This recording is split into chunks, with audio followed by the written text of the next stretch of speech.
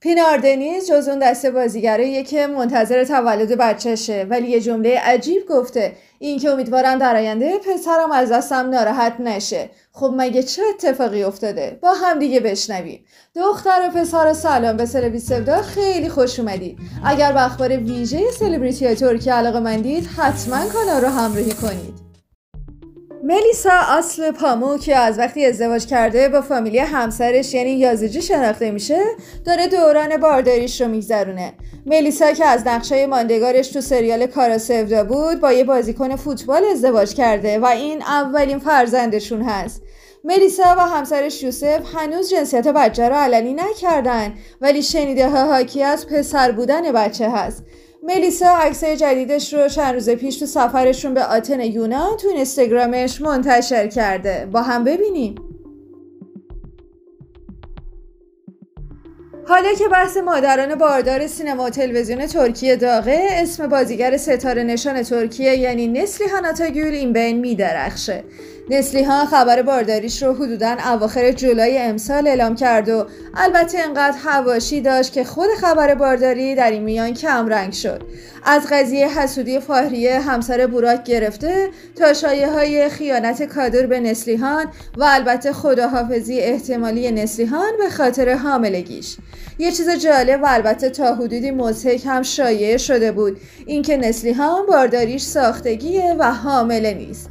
نسلیهان هم در جواب مجبور شد برای رفع این شایعه از وضعیت جسمانی جدیدش که شکمش به خاطر حاملگی برآمده عکس منتشر بکنه و ماه سپتامبر تو یک برنامه ایتالیایی که دعوت شده بود اعلام کرد که جنسیت بچهش پسره. تو سفری که نسلیهان و کادر این اواخر به مصر داشتن ویدیوی کوتاهی از نسلیهان منتشر شده که به خاطر ویار حاملگیش سر میز شام در رستوران برای خودش دوغ درست میکنه که توجه طرفدارانش رو در پی داشت.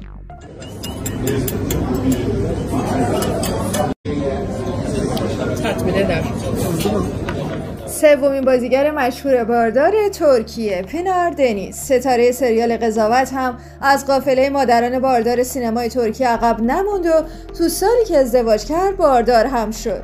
جالبه که بدونید پینار تو یکی از مصاحبه‌هاش با اعلام اینکه بچهش پسره گفت امیدوارم در آینده پسرم از دست من ناراحت نشه، چون من تو رویاهام آرزوی دختردار شدن رو داشتم. از پینار پرسیدن قصد داری مراسم بیبی شاور داشته باشی؟ اونم جواب داد میترسم بگم نه، ولی در کمال تعجب خیلی هم مفصل برگزار کنم. بعدش هم در مورد اسم بچه ازش سوال پرسیدن و پینار جواب داد اسم پسر پیدا کردن خیلی سخته، شماها پیشنهادی ندارین؟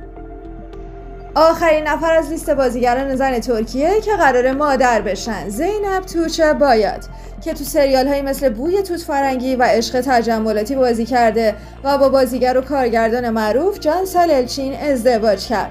بعد از 4 سال از ازدواجش بچه دار شدن و مثل بقیه داره دوران بارداریش رو میگذرونه.